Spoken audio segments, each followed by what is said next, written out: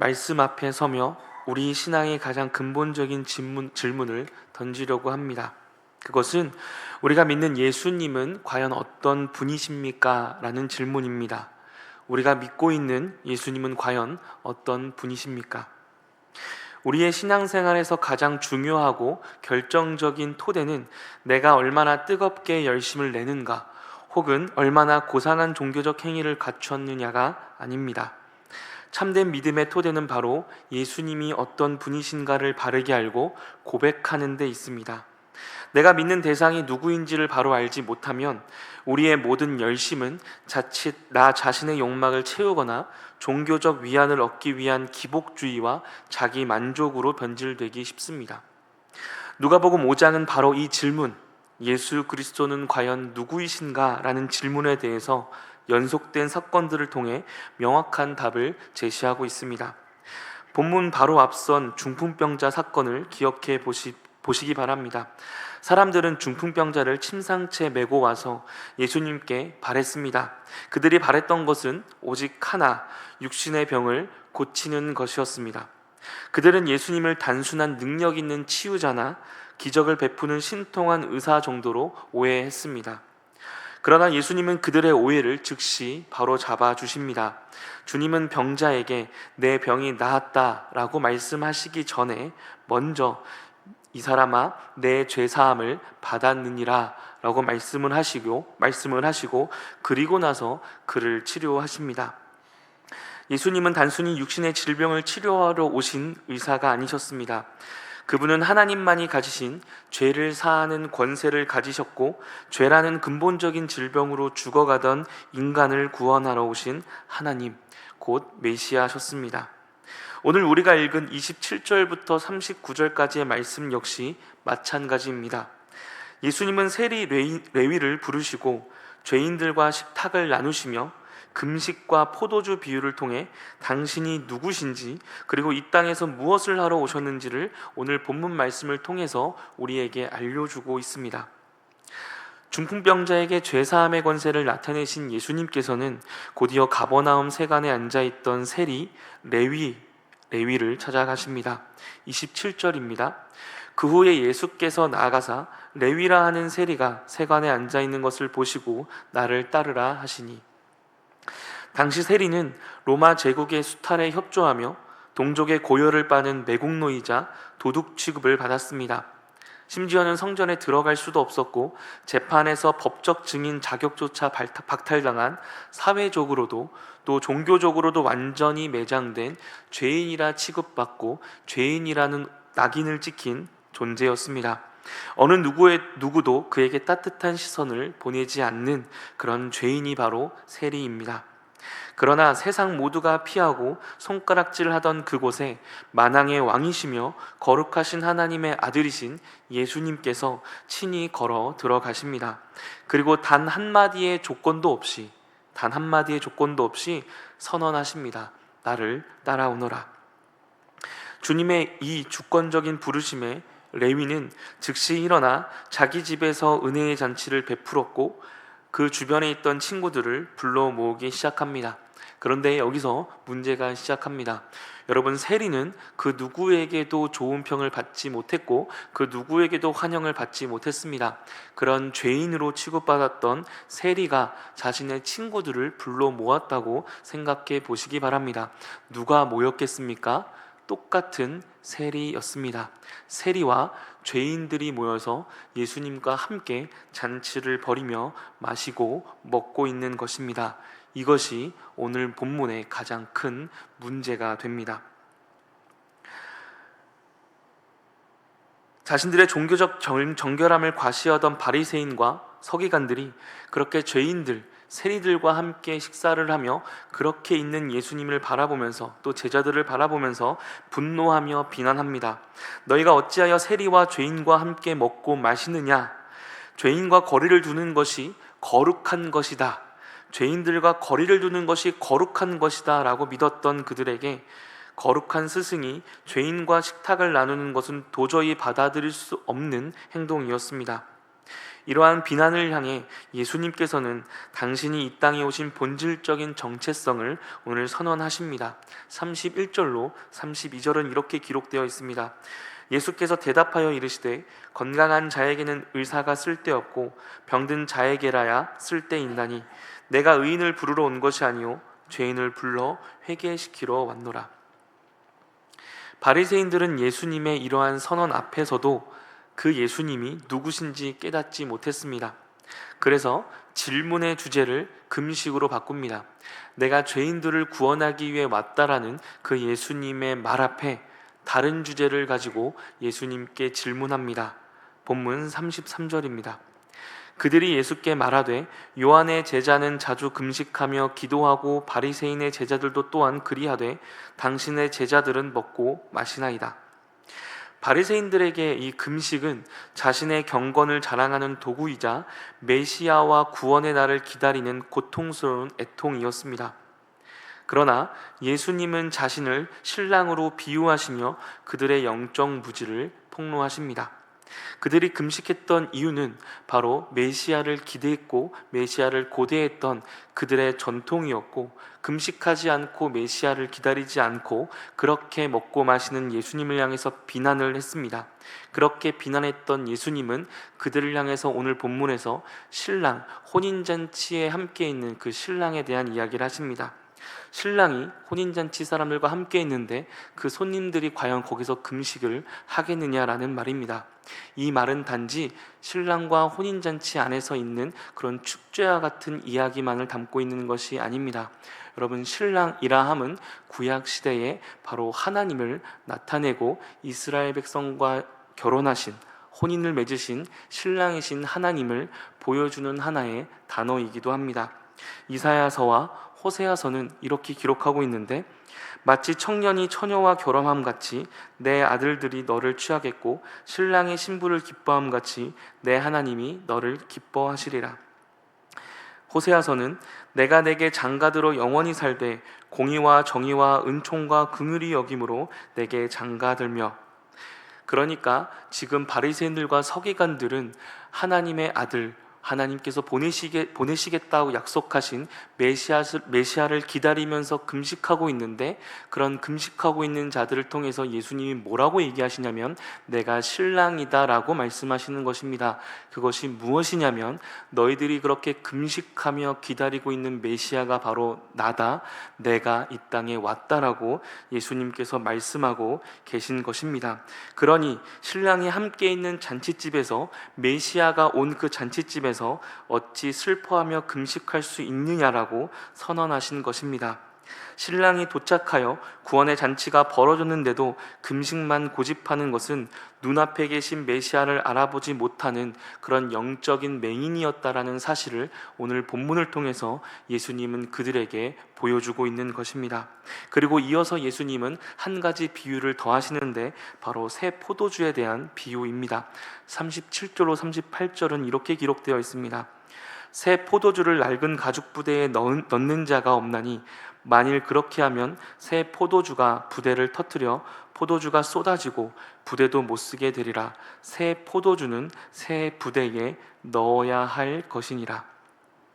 여러분, 가짜 낸 새 포도주는 발효하면서 강력한 생명력으로 팽창하게 됩니다. 그렇게 팽창한 것은 새 부대에 넣어야지 헌 부대에 넣으면 그것이 터지게 됩니다.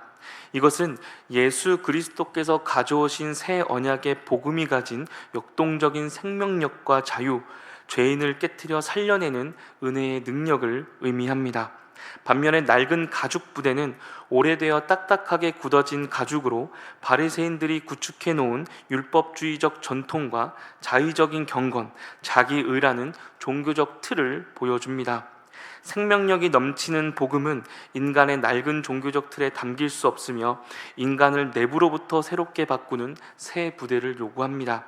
그러니까 예수님께서 오신 것은 바로 새 포도주와 같은 새 언약인데, 바리새인들이 가지고 있던 율법주의적인 틀, 자신의 의라는 틀 안에 가둘 수 없다라고 이야기하는 것입니다. 이제 본문 전체 27절로 39절을 통틀어 바리새인들이 생각하고 있었던 잘못된 생각들을 이 시간 한번 정리해 보려고 합니다. 바리새인들은 역시 구원을 열망했고 하나님을 섬긴다고 자부했습니다. 그들은 금식하고 기도하며 율법을 지켰습니다. 그러나 그들의 열심 뒤에 숨겨진 치명적인 실패가 있었습니다. 세 가지로 살펴볼 수 있을 텐데, 첫 번째는 그들은 예수님이 누구인지 알아보지 못했다라는 겁니다. 중풍병자를 고치실 때도 죄사함의 권세를 보지 못했고, 오늘 레위, 그 세리인 레위를 부르실 때도 죄인을 돌이키시며 죄인을 만나길 원하시며 그들을 회복시키실 원하시는 하나님을 알지 못했습니다. 그리고 신랑이시고 메시아이신 예수님이 눈앞에 계셨음에도 불구하고 자신들의 전통적인 잣대로 주님을 비난합니다. 두 번째는 그들이 정치적 독립과 자기의의 증명만을 구했다는 겁니다. 하나님 앞에서 자신의 죄를 깨닫고 돌이키는 참회의 회개가 아니라 로마의 식민 지배에서 벗어나는 정치적인 독립을 원했고, 자신들의 종교적 공로를 하나님께 인정받으려는 그런 의만 나타냈습니다. 바리새인들과 서기관들이 원했던 그런 메시아는 예수님 같은 분이 아니었다는 것입니다.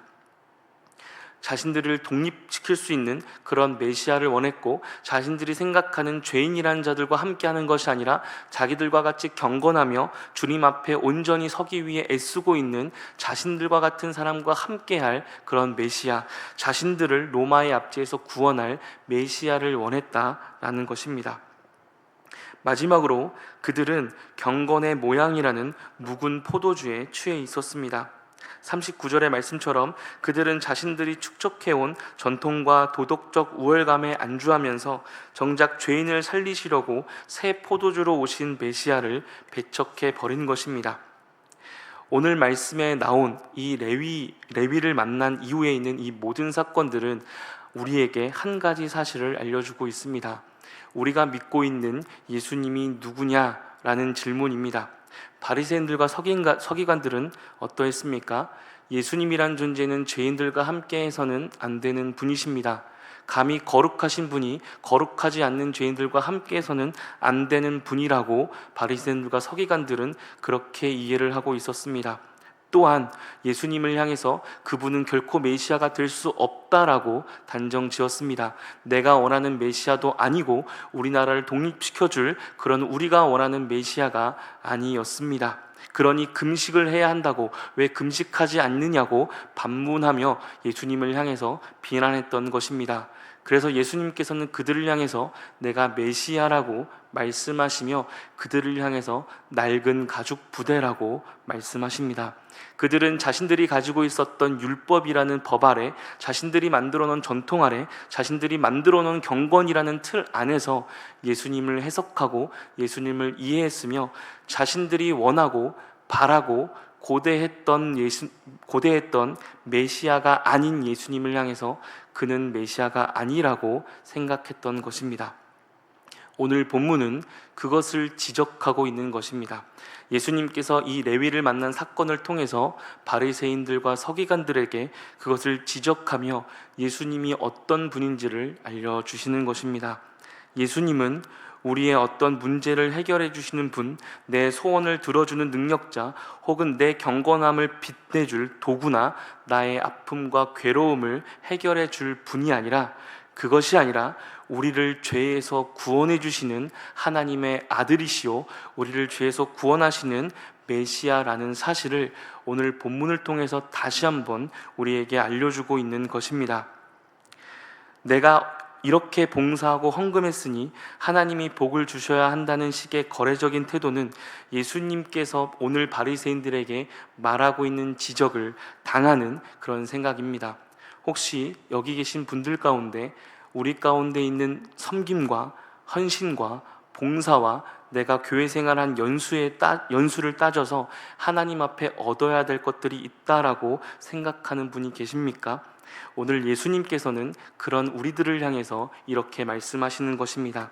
나는 메시아고 죄인들을 구원하기 위해 온 하나님의 아들이며 죄인들을 구원하기 위해 온 구원자라고 우리에게 말씀하고 계신 것입니다. 여러분은 예수님을 어떻게 알고 계십니까? 예수님을 어떤 분으로 알고 따르고 계십니까? 사도 바울은 로마서 10장 2절에서 3절로 유대인들의 실수를 이렇게 정확히 지적했습니다. 내가 증언하노니 그들이 하나님께 열심히 있으나 올바른 지식을 따른 것이 아니니라. 하나님의 의를 모르고 자기 의를 세우려고 힘써 하나님의 의에 복종하지 아니하였느니라. 예수님께서는 단순히 우리 삶에 약간의 도덕적인 그런 의를 보여주기 위해 오셨거나 세상적인 성공을 돕기 위해 오신 분이 아니십니다.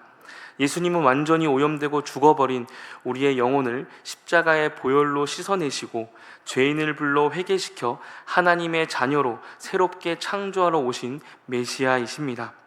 내 공로와 경건의 모양을 완전히 내려놓고 그분만이 내 영혼의 구원자이심을 고백할 때 비로소 참된 믿음의 역사가 시작됩니다. 예수님이 진짜 누구이신지를 올바르게 깨달은 사람의 삶은 그렇다면 어떻게 바뀝니까? 그것은 세리였던 레위, 그러니까 마태의 삶을 통해 극명하게 증명이 됩니다. 오늘 우리가 만났던 이 레위라는 사람은 우리가 알고 있듯이 마태복음을 쓴 마태로 알고 있습니다.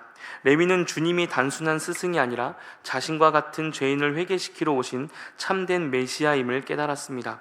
그는 훗날 붓을 들어 신약 성경의 첫 포문을 여는 마태복음을 기록합니다.